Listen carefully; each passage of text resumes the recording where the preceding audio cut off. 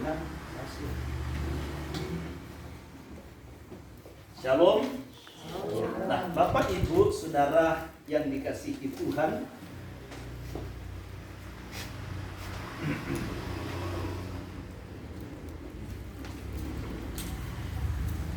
dasar daripada pertemuan kita hari ini tentunya ada di dalam kitab suci, ya, sebagaimana yang diperintahkan di dalam kitab Imamat pasalnya yang ke-23, ya.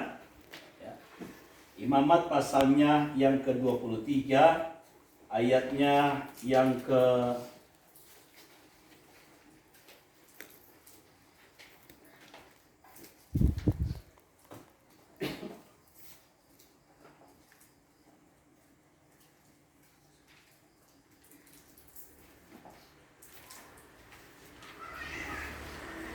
39. Satu ayat saja saya bacakan untuk kita semua. Akan tetapi pada hari yang ke-15 bulan yang ke-7 itu, pada waktu mengumpulkan hasil tanammu, kamu harus mengadakan perayaan bagi Yahweh 7 hari lamanya. Pada hari yang pertama haruslah ada perhentian penuh, dan juga pada hari yang ke-8 harus ada perhentian penuh. Nah, Bapak Ibu Saudara, menarik di dalam perintah yang diamalkan oleh Tuhan yang ditulis di dalam Torah ini, khususnya berkaitan dengan perayaan Sukot atau Pondok Daun. Kita disuruh merayakan oleh Tuhan Pondok Daun ini selama 7 hari. Tetapi diperintahkan oleh Tuhan untuk mengadakan pertemuan yang kudus itu justru di hari pertama dan hari yang ke-8. Bukan hari yang ke-7, tetapi justru hari ke-8. Kalau kita mau hitung, ya, maka bukan lagi totalnya 7 hari, tetapi ada 8 hari. Menarik saudara, seorang rasi Yahudi berpendapat begini untuk menggambarkan hari ke-8 ini. Ibarat seorang raja yang sedang mengundang anak-anaknya untuk datang menghadiri jamuan yang sudah dia siapkan selama 7 hari penuh. Dia adakan pesta, dan semua anak-anaknya ini diundang oleh sang raja. Pada waktu saudaraku 7 hari ini berlalu, raja ini masih rindu lagi. Sehingga dia katakan kepada anak-anaknya, diperpanjang. Jangan dululah kamu kembali. Jangan dululah kamu sibuk dengan segala urusanmu. Berikanlah waktu sehari lagi buat aku, untuk bisa aku dapat menikmati sukacita bersama dengan anak-anak. Itu yang digambarkan oleh seorang rasi Yahudi. Nah, Bapak Ibu Saudara sekalian, tetapi sesungguhnya apa yang menjadi makna pertemuan hari ke-8? Sebagaimana yang diamanahkan, yang diperintahkan oleh Tuhan di dalam kitab suci kita, di dalam Torah yang saya sudah baca tadi. Dulu saya berpikir seperti misalnya sebuah event yang dilakukan, anggaplah mungkin seperti Asian Games, ya. Acaranya sudah berakhir, lalu kemudian biasanya di terakhir seluruh rangkaian itu ada acara penutupan biasa. Sehingga kadang-kadang atau dulu kita seringkali memaknai pertemuan hari ke-8 ini sebagai penutupan daripada Sukot. Berbeda dengan kalangan orang Yahudi pada umumnya, lebih mengenal pertemuan hari ke-8 ini, khususnya mereka yang ada di kalangan dalam. Orang Yahudi yang ada di Yerusalem, ya, memaknai hari ke-8 ini sekaligus dengan yang namanya Simchat Torah atau sukacita Torah. Ya. Kenapa itu disebut dengan sukacita Torah? Karena hari itu atau jatuhnya hari ini, ya, namanya 5 kitab Mose dari Kejadian, Beresit pasal yang pertama sampai Devarim atau Ulangan pasal 34 ini selesai dibaca. Jadi siklus setahun dalam pembacaan Torah ini diselesaikan. Nah makanya kalau yang baru-baru termasuk Ibu Maria, kok kenapa ya di gereja ini setiap ibadah bacanya itu berurutan. Kemarin misalnya dari Ulangan 28 sampai 29. Lalu kemudian 30, kemarin sampai 32. Nah ini 33 sampai 34. Kalau Bapak Ibu Saudara kehilat jamaat Tuhan di rumah, ya, jarang baca, bahkan gak pernah baca. Minimal kalau saudara rajin ibadah hari Sabat, nah saudara bisa ikuti pembacaan itu setahun sekali putar. Ya.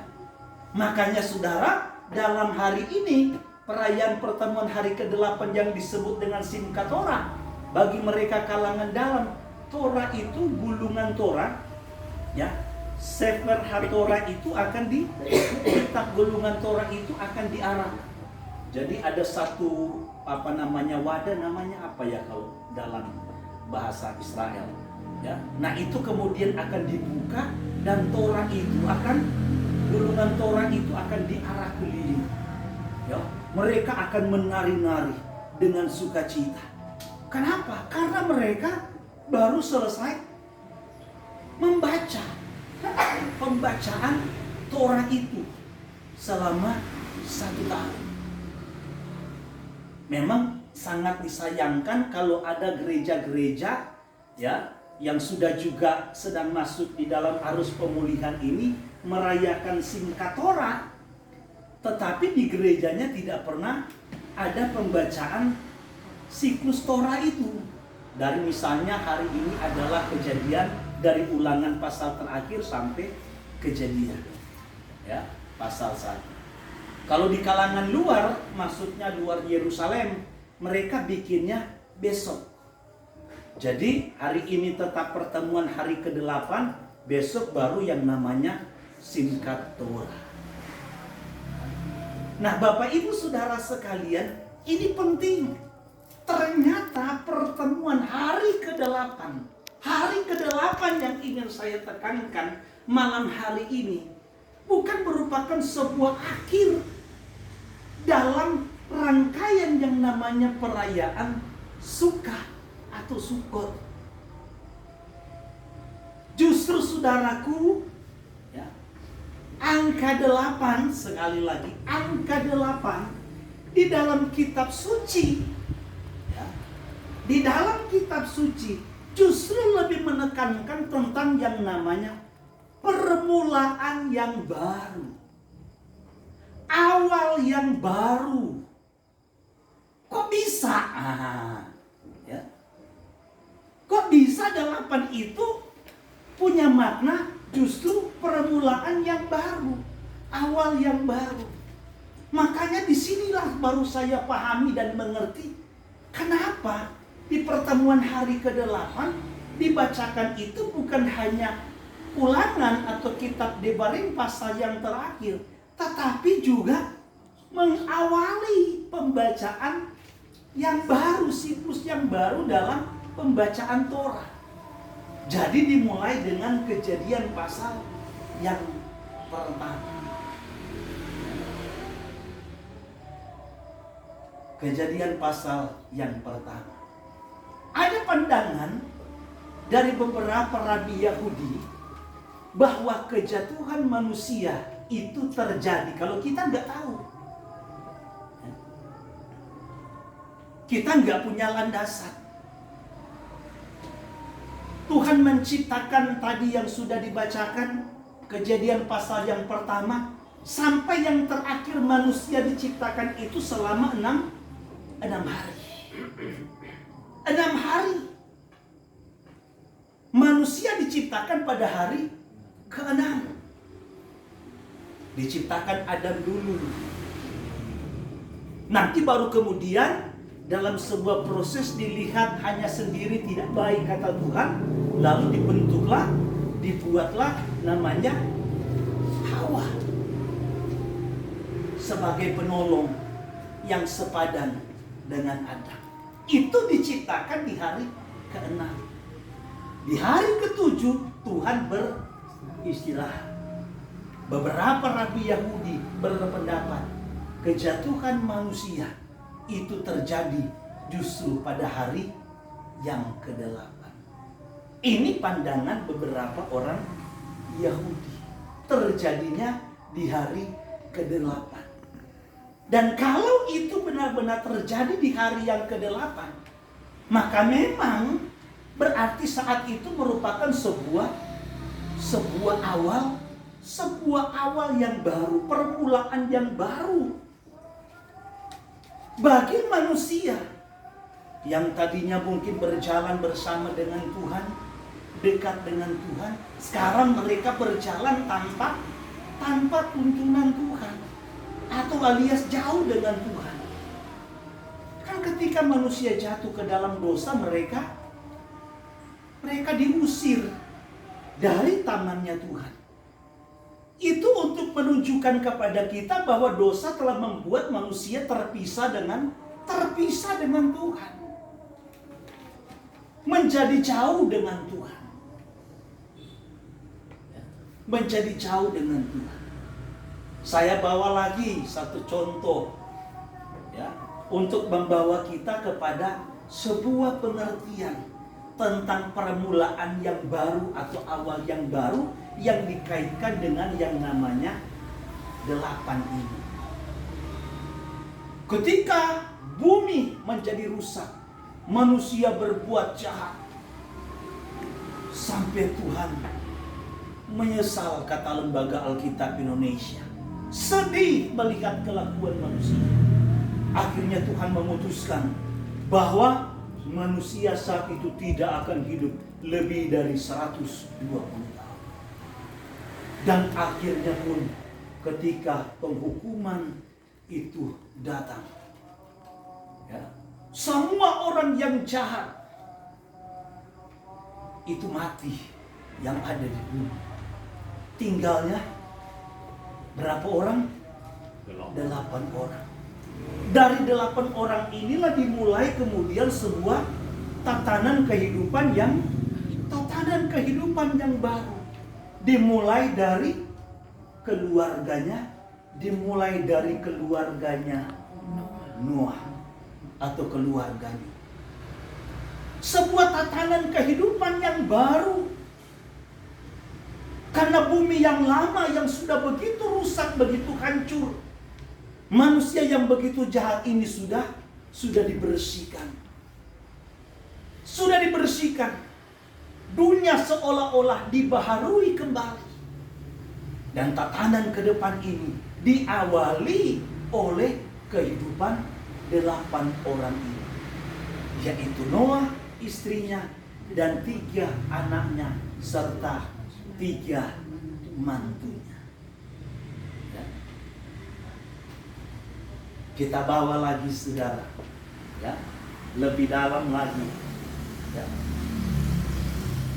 Ketika Tuhan berjanji kepada Abraham akan menjadikan Abraham sebagai bangsa yang besar. Kita tahu bersama bahwa Abraham keluar dari kampung halamannya Ur Kasdim itu umur sekitar berapa? 75 tahun. 75 tahun sudah. Dan Abraham ketika umur 75 tahun itu menerima janji dari Tuhan. Tuhan berjanji kepada dia bahwa akan menjadikan dia bangsa yang besar.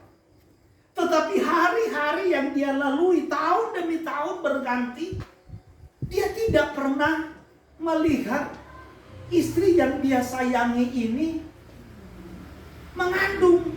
Idamlah kalau kita sekarang, ya, terlambat bulan, Nggak pernah.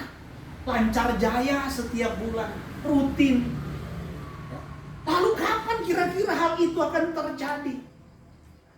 Tetapi firman Tuhan mengkonfirmasi dalam Kejadian pasalnya yang ke-17. Perhatikan baik-baik saudara. Kejadian pasal yang ke-17. Saat itu firman Tuhan menuliskan Abraham sudah berumur 99 tahun. Itulah yang dikenal dengan yang namanya perjanjian sunat, atau yang disebut dengan Brit Milah. Ya. Brit itu perjanjian, Milah itu ya sunat. Jadi perjanjian sunat yang ditekankan oleh Tuhan kepada Abraham saat itu, bahwa anakmu laki-laki ya, yang lahir di dalam rumahmu, di tengah-tengah keluargamu, harus disunat pada hari yang kedelapan, pada hari yang kedua. Dan saat itu ketika Tuhan berfirman, saudara, kalau kita baca, saat itulah Sarah mulai mengandung. Sebelum Sarah itu, saudaraku, mengandung, kita lihat bagaimana ikatan perjanjian antara Tuhan dengan Abraham. Mengenai perjanjian sunat di mana anak laki-laki mereka, bahkan budak laki-laki pun yang punya anak yang lahir di tengah-tengah mereka, di rumah mereka, harus disunat pada hari ke-8. Lalu apa yang Tuhan tekankan? Tadinya nama Abraham itu adalah Abram. Ingat saudara, Abram. Kalau dalam huruf Ibrani apa? Alef, Bet, Res, Mem. Enggak ada he-nya. Ya. Tetapi ikatan perjanjian sunat anak laki-laki hari ke-8 itu merupakan sebuah permulaan yang baru. Awal yang baru, di mana nama Abram itu dirubah oleh Tuhan menjadi Abraham. Dan Sarai tadinya, saudara, yang namanya Sarai, kalau kita baca Kejadian 17 ayat berapa, 19 kalau tidak salah. Dan mengenai istrimu, jangan lagi engkau sebut dia, panggil dia dengan Sarai, tetapi harus Sarah. Ya. Jadi ikatan perjanjian Tuhan dengan Abraham, yaitu perjanjian sunat di mana anak laki-laki harus disunat hari ke-8. Ya. Hari ke-8 itu merupakan sebuah permulaan yang baru, awal yang baru bagi seorang Abraham dan seorang Sarah. Bukan cuma namanya yang berubah jadi Abraham, dari Abram. Bukan cuma namanya yang berubah dari Sarai menjadi Sarah. Tetapi kehidupan mereka, di mana saat itu, mulai detik itu, seorang Sarah itu mulai mengandung anak perjanjian, yaitu Yitzhak. Gak boleh disepelekan tentang perjanjian sunat hari ke-8, saudara. Kalau kita baca Keluaran pasal yang ke-4, kita akan menemukan di situ bagaimana dalam perjalanan Mose bersama dengan istrinya Sipora, ketika Tuhan selesai menampakkan diri kepada dia dan menyuruh Mose untuk menghadap Farao atau Firaun. Di tengah jalan, Tuhan begitu murka dan marah terkait anaknya, yaitu Gerson yang belum disunat atau diberi pilah. Sehingga Tuhan, kata firman Tuhan, kalau kita baca Keluaran pasal 4, berikhtiar ingin apa? Berikhtiar ingin membunuh, menghabisi. Memang di sini ada dua penafsiran. Sebenarnya yang ingin dibunuh oleh Tuhan itu, ada yang menafsirkannya Mose atau Musa, tetapi ada yang menafsirkan yaitu anaknya yang belum disunat. Karena ikatan perjanjian Kejadian 17 menjelaskan di sana, siapa yang tidak disunat, dia harus mati. Sehingga ada yang menafsirkan bahwa sebenarnya yang mau dibunuh itu adalah anaknya yang tidak disunat. Tetapi kalau kita mau jujur, tidak mungkin anak kecil bisa menyunat dirinya sendiri. Pastilah orang tuanya yang dituntut kalau seandainya anaknya tidak disunat di hari ke-8. Kan begitu. Sehingga ada juga yang menafsirkan bahwa memang yang ingin dibunuh saat itu oleh Tuhan adalah Mose. Tetapi saudaraku, yang ingin saya tekankan kepada kita tentang betapa pentingnya yang namanya ikatan perjanjian sunat. Konsekuensinya apa? Mati, maut. Karena melanggar perintah. Karena melanggar perintah. Tetapi Sipora ini tahu. Karena Sipora ini dia adalah seorang anak dari imam apa? Midian. Midian itu kalau kita tarik itu adalah istri daripada Abraham sesudah Sarah mengakhiri hidupnya, atau salah satu anak dari Keturah. Jadi yang namanya sunat, yang namanya anak-anak Keturah juga tahu. Kan Tuhan sudah berfirman kepada Abraham, semua anak laki-laki yang lahir di rumahmu, bahkan anak budak saja, itu harus disunat. Jadi ketika dia mengambil Keturah menjadi istrinya, kan dia melahirkan banyak anak laki-laki, termasuk Midian. Maka pastilah yang namanya perjanjian sunat yang Tuhan sampaikan kepada dia, itu pasti dia lakukan.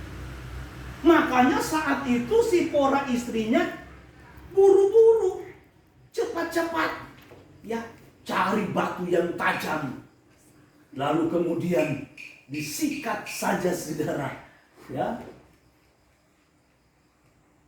Langsung anaknya diberi milah, disunat.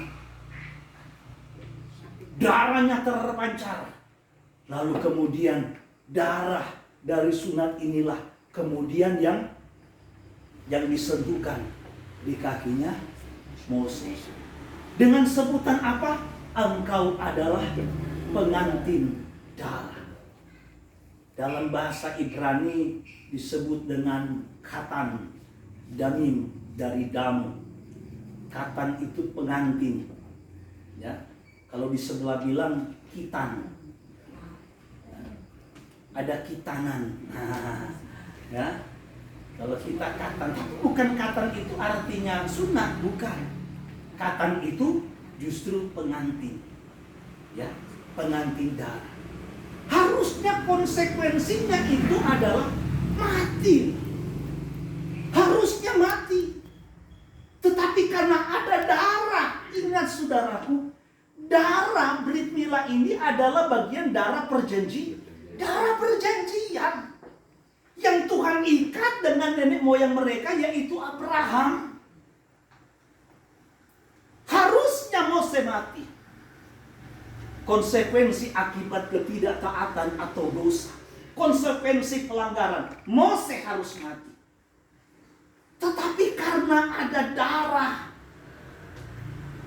darah sunat, darah perjanjian, maka akhirnya Mose terluput dari kematian. Berkaitan dengan darah perjanjian inilah saudara, yang kemudian Yosua, walaupun darah juga mengacu kepada darah yang dia korbankan, tetapi ini soal ikatan perjanjian yang kita baca. Kalau saudara baca Keluaran pasal 24, di situ kan ada perjanjian ada kesepakatan antara Bapa Yahweh dengan orang Israel. Bapa Yahweh akan menjadi Tuhan mereka, sesembahan mereka, ya. Dan Bapa Yahweh punya janji yang banyak, yang luar biasa terhadap bangsa Israel. bagian daripada umat Israel sebagai istrinya. Kalau ibarat saudaraku pakai pihak pertama, pihak kedua, ya. Pihak pertama Bapa Yahweh punya janji begitu luar biasa. Nah, pihak kedua yaitu orang Israel, mereka harus mentaati segala perintah. Dan kalau saudara baca, saudara, cara mensahkan perjanjian, ikatan perjanjian antara Bapa Yahweh dengan umat Israel saat itu dengan darah. Darah yang dipercikan oleh Mose kepada seluruh orang Israel. Ini simbol. Begitu juga dengan darah perjanjian sunat yang harusnya Mose mati, tetapi karena ada darah perjanjian sunat itu, akhirnya Mose terluput dari maut. Maka Yosua bilang, inilah darah perjanjian yang ditumpahkan bagi kamu. Perbuatlah ini menjadi peringatan akan aku. Menjadi peringatan akan aku. Dan ketika Yosua mati di atas kayu salib, mencurahkan darahnya, mungkin saat itu hasatan tertawa. Mungkin saat itu iblis bergirang, bersukacita. Mungkin. Ya. Karena iblis kan hanya so tahu. Dia bukan maha tahu. Dia so tahu. Yang maha tahu itu hanya Tuhan. Mungkin dia senang. Tetapi ketika Yosua bangkit dari kematian, dia mengalahkan maut. Disitulah sengat maut itu dikalahkan. Disitulah kuasa iblis dikalahkan, ditaklukkan. Yang upah dosa ialah maut, yang harusnya dosa mendatangkan kematian, tetapi dengan kebangkitan Yeshua HaMasyiah, maka maut atau kematian itu sudah ditaklukkan dan dikalahkan. Jadi kebangkitan Yeshua HaMasyiah itu merupakan awal yang baru. Lalu apakah awal yang baru ini terjadi pada hari ke-8? Nah, mari kita lihat Yohanan pasalnya yang ke-21. Ini awal yang baru. Sebelum Yohanan pasal 26, kita lihat dulu Yehezkiel 43 ayat 26 sampai 27. Yehezkiel pasal yang ke-43 ayat 26 bilang begini. 7 hari lamanya mereka harus mengadakan pendamaian bagi mezbah itu serta mentahirkannya, dan dengan demikian mentahbiskan mezbah itu. Jadi ini bicara mezbah korban bakaran yang begitu penting, ya, memiliki peranan yang sangat penting di dalam yang namanya bait suci, di mana imam besar akan mempersembahkan korban di atasnya. Tetapi sebelum imam besar mempersembahkan korban di atasnya, supaya korban-korban itu diperkenankan oleh Tuhan, supaya korban itu mendatangkan keharuman bagi Tuhan, mendatangkan pendamaian bagi umat Israel, maka mezbah itu harus disucikan dulu. Mezbah itu harus dibersihkan dulu. Berapa lama dibersihkan mezbah itu? Kata firman Tuhan selama 7 hari. Kalau saudara baca dari ayat-ayat sebelumnya, dengan segala macam ritual, ya, keagamaan dengan korban untuk mentahirkan, untuk menyucikan, untuk membersihkan mezbah itu. Lalu apa yang dikatakan ayat 27? Sesudah hari-hari itu berakhir, maka pada hari ke-8 dan seterusnya, imam-imam akan mengolah korban-korban bakaranmu dan korban-korban keselamatanmu di atas mezbah itu, dan aku akan berkenan kepada kamu. Demikianlah firman Tuhan Yahweh.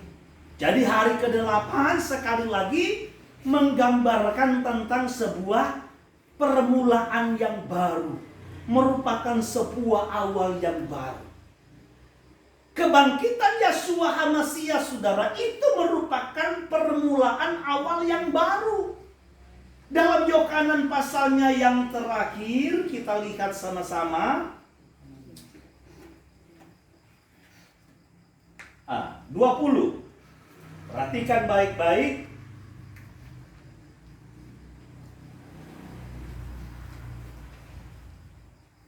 Saya bacakan untuk kita semua.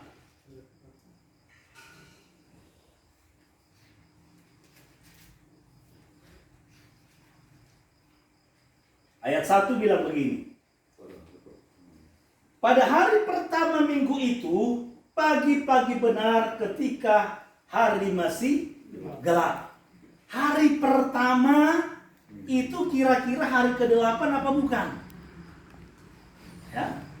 Hari pertama hari ke-8 apa bukan? Hari pertama itu adalah hari ke-8. Ya. Hari ke-8. Karena pekanan itu hanya terdiri dari 7 hari satu pekan. Hari pertama, hari kedua, hari ke-7 itu adalah Sabat. Hari pertama, ya, itu juga disebut sebagai hari ke-8. Walaupun saudaraku, Yeshua HaMasiah, dia bukan baru bangkit di hari pertama. Atau kalau kita lebih kenal mungkin hari ke-7 itu hari Sabat. Maka hari pertama itu adalah hari Minggu. Gereja pada umumnya, kita juga dulu memahami bahwa Yesus itu dia bangkit pada hari pertama, yaitu hari Minggu. Makanya kenapa kekristenan pada umumnya beribadah di hari Minggu. Karena Yesus telah bangkit di hari Minggu. Dia adalah pengharapan yang baru. Dia memberikan jaminan yang baru. Percaya kepada dia akan bangkit sekalipun dia sudah mati. Tapi persoalannya, saudaraku, nubuatan yang Yeshua sampaikan, kalau kita baca dalam Mattityahu atau Matius 12, waktu orang-orang Yahudi minta tanda, Yeshua bilang apa? Kepada angkatan ini tidak akan diberikan tanda selain tanda Yona atau tanda Yunus. Sebagaimana katanya Yona atau Yunus di perut ikan selama 3 hari 3 malam, demikianlah anak manusia ada di perut bumi selama 3 hari 3 malam. Penekanan nubuatannya perhatikan. 3 hari 3 malam. Berarti terdiri dari 3 siang 3 malam. Ya. Dengan kata lain mungkin kalau pakai hitungan jam, ya bisa 72 jam. 3 kali 24. Memang di dalam firman Tuhan kita, di sana dijelaskan bahwa karena menjelang hari itu menjelang Sabat, maka mayat-mayat itu harus diturunkan. Mayat-mayat itu harus diturunkan. Sehingga banyak gereja, termasuk penerjemah kitab suci, berpikir bahwa menjelang Sabat itu, Sabat yang dimaksud adalah Sabat pekanan atau Sabat mingguan. Berarti hari itu adalah hari Jumat. Tapi kalau seandainya Jumat, saudaraku, dia mati, lalu subuh-subuh pagi sudah bangkit, tidak kena yang dibilang oleh Yeshua. 3 hari 3 malam, berarti bohong. Perkataan Yeshua berarti pelin-pelan. Yang dia sampaikan ternyata dia tidak genapi. Ya. Bisa bayangkan pergantian, saudaraku, kitab suci dan Timur Tengah termasuk di Israel itu dari petang ke petang, itu pergantian hari. Taruhlah dari jam 6 sore. Ya. Karena jam 6 sore itu berarti sudah masuk hari Sabat menurut perhitungan mereka. Jam 5 sore hari Jumat dia dimakamkan, dikuburkan. Sekarang kita hitung dari jam 5 Jumat sore sampai ke Sabtu jam 5 sore itu baru 1 hari. Hari Sabtu sore jam 5 sampai hari Minggu sore jam 5 itu baru 2 hari. Tapi katanya subuh-subuh sudah bangkit. Bukan baru bangkit. Penekanan apa yang dikatakan oleh malaikat, dia yang kamu cari sudah bangkit. Karena Sabat yang dimaksud waktu penyalipan Yeshua itu bukanlah Sabat pekanan atau mingguan. Makanya kalau kita baca ayat-ayat di situ menjelaskan hari itu adalah hari persiapan untuk mereka merayakan Paskah atau perayaan roti tidak beragi. Atau juga disebut sebagai Sabat Gadol atau Sabat besar. Jadi Sabat di situ bukan merujuk kepada Sabat pekanan atau hari Sabtu, tetapi Sabat perayaan Paskah atau roti tidak beragi. Ya. Perayaan roti tidak beragi. Nah, ini nanti akan ada pengajarannya sendiri, ya. Tapi yang jelas saudaraku yang dikasihi Tuhan, yang ingin saya tekankan kepada kita bahwa ketika Yeshua menampakkan diri, memberikan kabar baik, kabar sukacita yang saya sebut sebagai awal yang baru tadi, itu pada hari pertama, atau juga saya sebut sebagai hari ke-8. Kita lihat apa yang terjadi. Ayat 19. Nah, di sini penampakan kepada murid-muridnya. Kalau tadi perempuan-perempuan, nah di sini ada perbedaan. Saudara perhatikan baik-baik. Terjemahan lain bilang begini, ketika hari sudah malam, pada hari pertama minggu itu, nah, berkumpullah murid-murid Yeshua di suatu tempat dengan pintu-pintu yang terkunci, karena mereka takut kepada orang-orang Yahudi. Pada waktu itu, datanglah Yeshua dan berdiri di tengah-tengah mereka dan berkata, damai sejahtera bagi kamu. Ya. Jadi di sini ditekankan kata firman Tuhan, ketika hari sudah malam pada hari pertama. Nah, kalau di benak kita saudara, hari malam, hari pertama kira-kira itu malam apa? Ya kan? Malam Senin, malam Minggu. Tapi ini ada kesalahan. Padahal ini masih kurun waktu yang sama. Coba kita bandingkan ILT. ILT bilang begini, kemudian menjelang apa? Senja. Pada hari itu jadi belum masuk pergantian hari. Masih hari pertama. Masih hari pertama alias hari ke-8. Yeshua menampakkan diri kepada murid-muridnya ketika mereka sedang berkumpul. Dan Yeshua berkata, damai sejahtera bagi kamu. Menarik loh saudara. Kita lihat selanjutnya. Ayatnya yang ke-26. Perhatikan baik-baik, ayat 26 bilang begini. 8 hari kemudian, murid-murid Yeshua berada kembali dalam rumah itu. Dan Thomas bersama-sama dengan mereka. Sementara pintu-pintu terkunci, Yeshua datang. Dan ia berdiri di tengah-tengah mereka dan berkata, damai sejahtera bagi kamu. Ini penampakan Yeshua kedua kali. Kalau yang pertama Thomas nggak ada. Makanya Thomas penasaran. Nah, ketika Thomas ada saudaraku, ya, kata firman Tuhan apa? 8 hari kemudian, 8 hari kemudian, 8 hari dari sesudah dia bangkit. Ya. 8 hari sesudah dia bangkit. Jadi kalau kita mau hitung saudara, dia menampakkan diri dari konteks ini. Dia menampakkan diri kepada murid-muridnya hari pertama hari Minggu. 8 hari kemudian, itu jatuhnya hari apa? Hari Minggu lagi saudara. Ya. Alias hari pertama atau hari ke-8. Ini adalah sebuah permulaan yang baru. Di mana yang tadinya murid-muridnya sudah patah semangat. Mereka ada dalam ketakutan. Yang mereka anggap sebagai Mesias, sebagai Raja, sebagai Juru Selamat, sebagai Tuhan. Tetapi ternyata mati. dibunuh di atas kayu salib.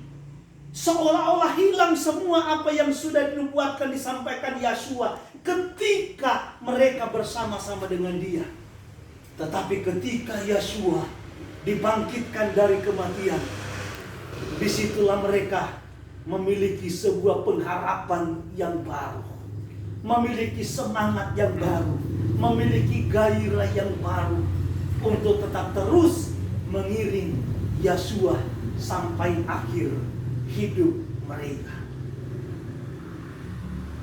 Jadi Bapak Ibu saudara-saudaraku yang dikasihi Tuhan, Yeshua ini menjadi jalan satu-satunya untuk kita bisa memperoleh, menerima berkat yang dijanjikan oleh Bapa Yahweh kepada Abraham.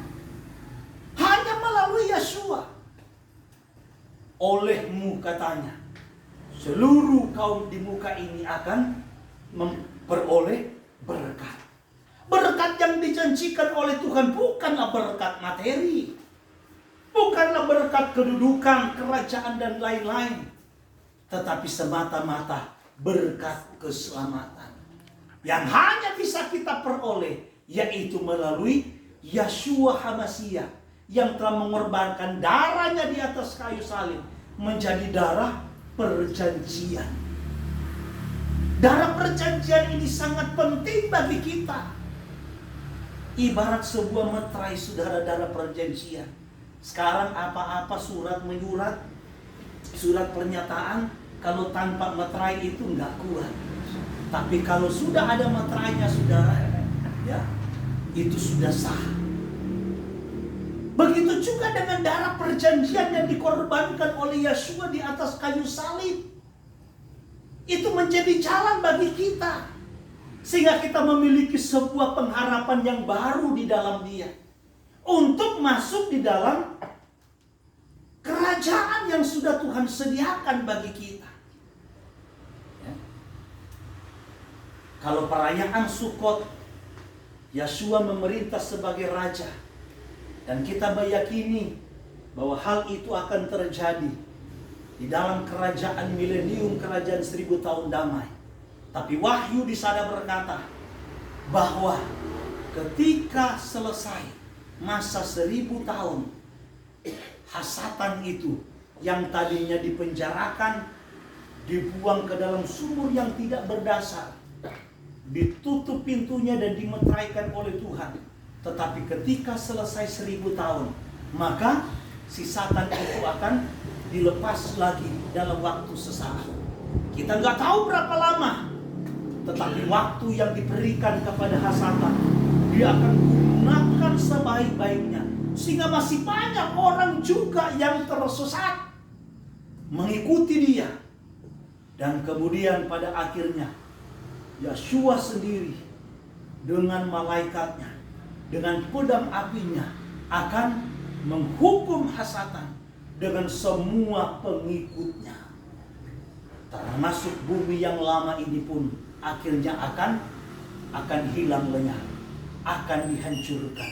Baru saat itulah muncul bumi dan langit yang baru.